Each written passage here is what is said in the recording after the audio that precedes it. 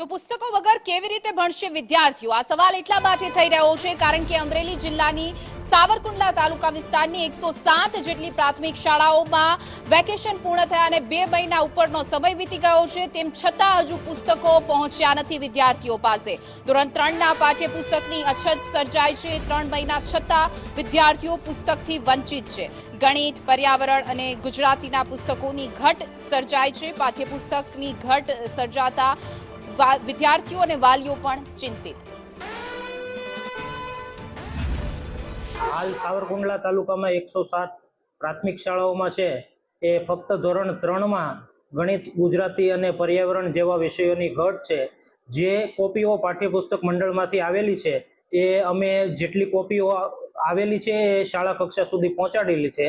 જે ઘટ છે એમની માહિતી જિલ્લાના માધ્યમથી રાજ્ય કક્ષા સુધી છે એ પાઠ્યપુસ્તક મંડળમાં જાણ કરેલ છે અને ત્યાંથી પ્રત્યુત્તર પણ એવો આવી ગયો છે કે આ વીકની અંદર તમને જે ઘટનું સાહિત્ય છે, જે પુસ્તકો છે એ તમામ મળી જશે।